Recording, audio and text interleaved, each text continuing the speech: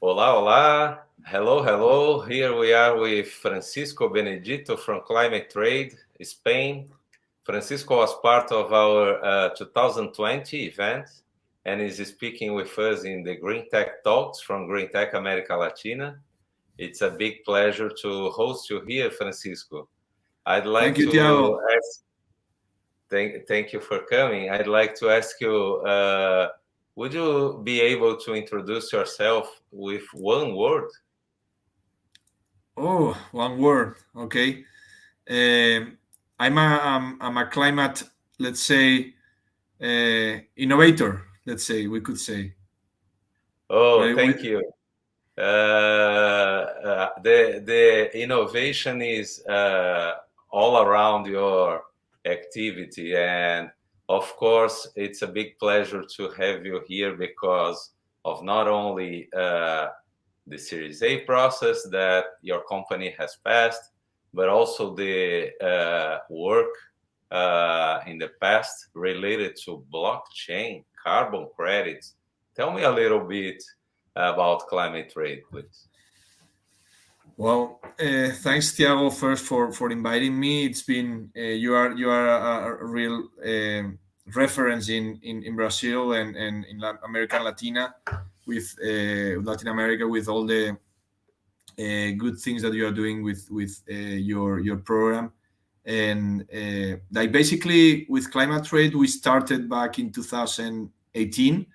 I've been one of the we've been working on bringing sustainable finance to projects worldwide that didn't have that possibility because as a former banker, I saw that there was a lack of funding for projects all around the world that wanted to do something for good things for the planet in terms of new technologies, new innovations, and they didn't have funding. So carbon markets are the perfect instrument for that. And so we decided to create the climate trade platform back in 2018 and bring blockchain to the equation in order to provide transparency and traceability to the transactions, no? Because it was needed where the money was going. Like I like to use the other days Elon Musk statement, now that they told him, hey, you need to put 60 billion for ending poverty, you will end poverty. With 6 billion, you would help to end poverty. And he said, yeah, well, but where is the money going? Can I trace it? So we that's the same thing here. We need to trace where the money is going, which pocket the money is going, and to support that developers. That's climate trade, no?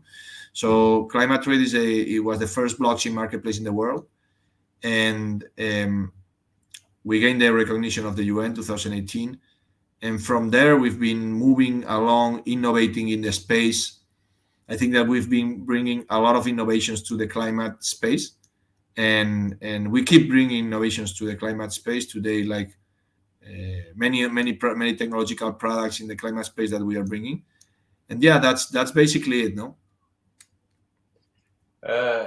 Francisco, what was the main difficulty from your side, your experience? Because we see a lot of changes, new regulations, different countries.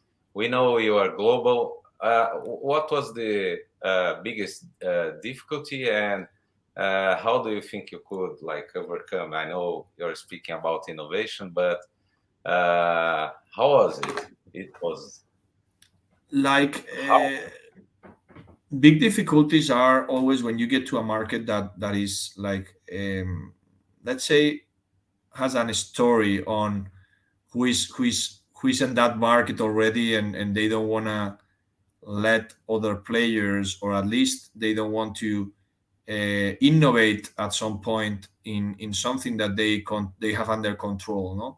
So this I could say that I mean there are a lot of companies that help you, bigger than you obviously, because we were tiny.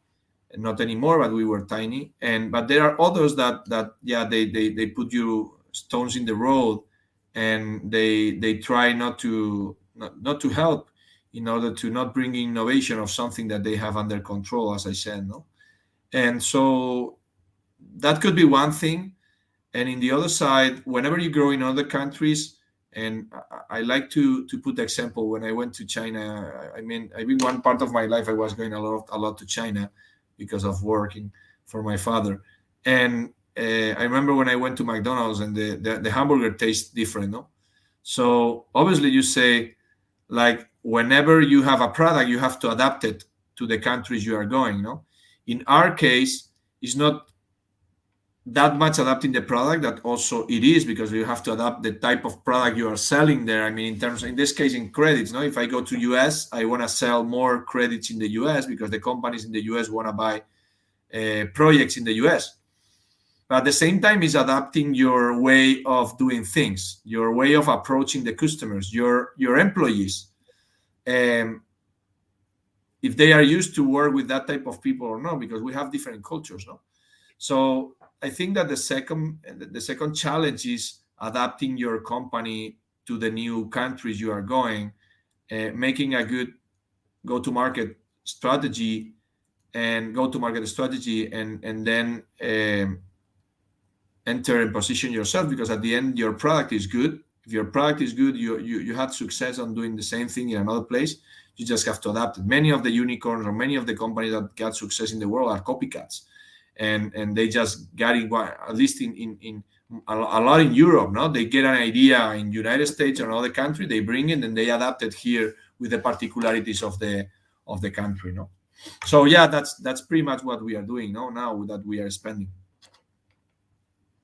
Can you tell me a little bit of one example of a successful project that you have done and you have delivered a positive impact? Which one like shines that you would like to share? Well, I think that now there are a lot of ones that I could share. I mean, for example, and especially in Brazil, I like to support the landfill projects, because I think that you had, I mean, you are improving a lot on that part, but you had a big problem with garbage and with waste in Brazil, no? And now there are a lot of companies doing big efforts on landfills and bringing new projects that are gonna be solving that part of the problem, no?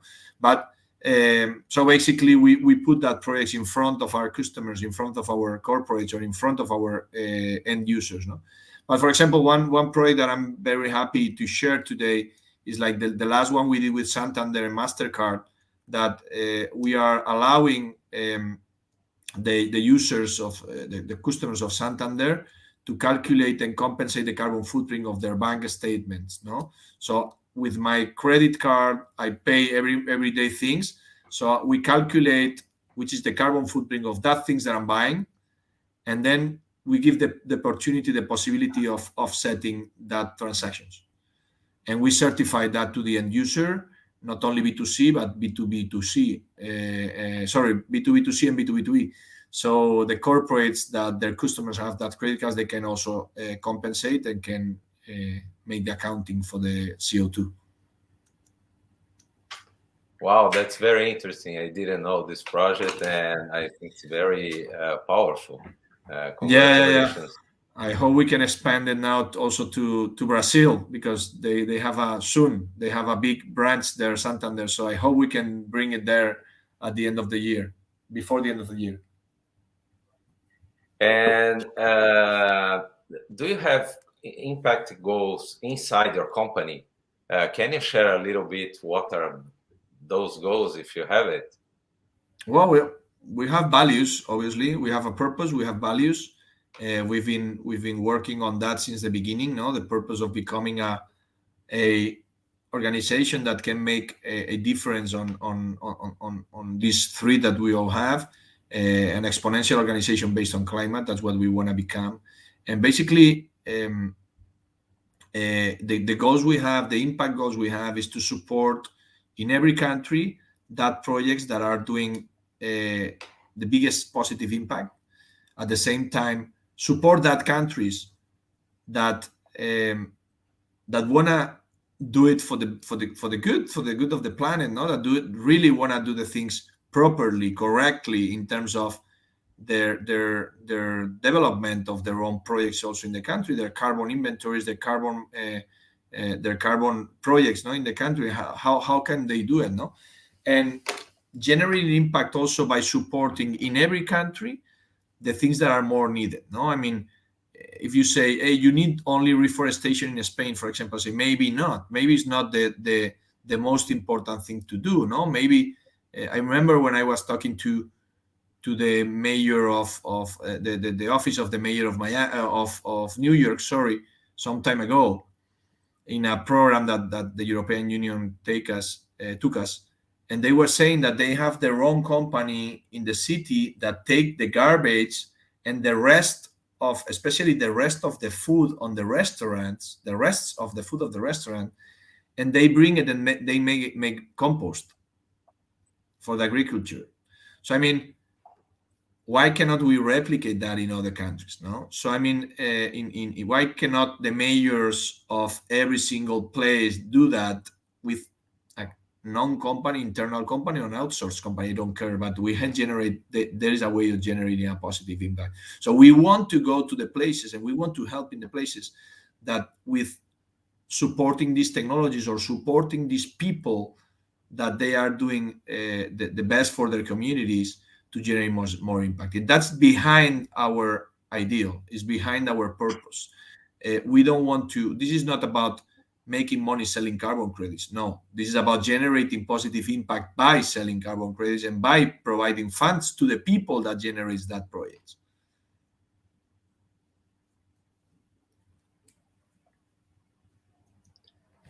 Very interesting, Francisco.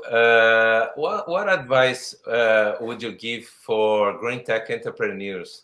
So, for example, when you were in our event, 2020, your company was small. You were, pre like fundraising, and now you have a completely different company. You completed the Series A. What has changed from there to now, and what advice would you give to the entrepreneurs? Well, don't get scared. Don't get especially. I mean, we have to learn a lot. I mean, you know what you've been doing during your life, what your parents told you, what you've been, the experience you had in the. I mean, I had a previous experience on banking, so I didn't. I mean, yeah, I've been entrepreneur during my life, but I mean, now is when I put all the dots together in the company that I'm doing, and the company that also is my purpose is behind this. No, so what I can say is that they need to be very open to learn. I see some entrepreneurs that are, not many of them, but there are some of them that they are arrogant. We don't need to be arrogant. We need to be very humble, and we need to learn from other people. I'm happy to hire people that knows things more than me in different fields, no, because I learn from them, and because I know that I'm gonna be successful because they are gonna bring all their knowledge and all their experience that I don't have, no.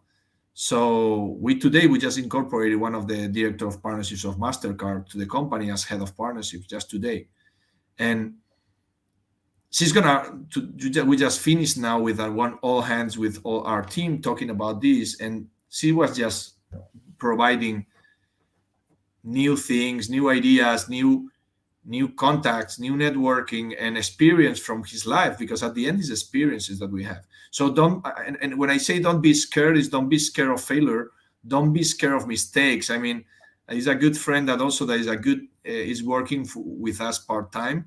He comes from Amazon, and he's saying, Fran, the past is the past. So I mean, we make all of us, we make mistakes, but sometimes we keep blaming ourselves about the mistakes we've done.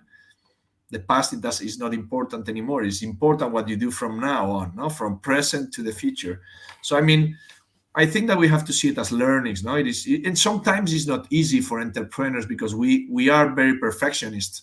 We want to do things well, and we keep blaming ourselves and about the mistakes we make. So we have to take rid of that bullshit. We have to take rid of that and saying, hey, I'm learning. I learned all this, and then look at the past and say, "Wow, I was there. Now I'm here." No, and how many things I learned from my past experiences, and how many people I met, and I had that experiences with them, and that learnings with them. No, and including an investment side. I mean, I'm I'm much better now on fundraising than I was before because I did it more times. No, so obviously that's something you gain with the experience. Hearing what you're saying, it looks like it's much more about the team and the challenges and learning than just the funding by itself. Francisco, could you give us your closing remarks and your closing message to the GreenTech public here that is watching you? What I can say is that this is just starting. We always think that when we have an idea, we are late, and that's not true because you had that idea as an entrepreneur, and normally you are at the beginning or at least at a very early, and you think that you arrive late because you thought about that.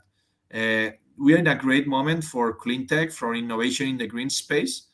We have to bring all that projects to the table. We don't have too much time to make the change, and we need all that effort from all that big entrepreneurs, big innovators, scientists that bring that technologies and that bring that ideas, and that now is going to be capital. Even that we are in a downturn of the markets, there is going to be capital for all this from now on.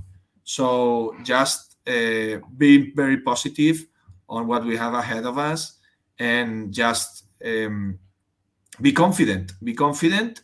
Obviously, perseverance, always perseverance and effort. But be confident that it is a good timing for the clean tech projects.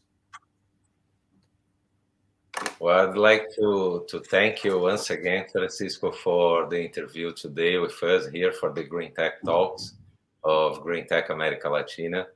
And well, I was very lucky to meet you a couple of years ago in our event and see now that from Spain, your company is now crossing more borders and doing good impact work globally.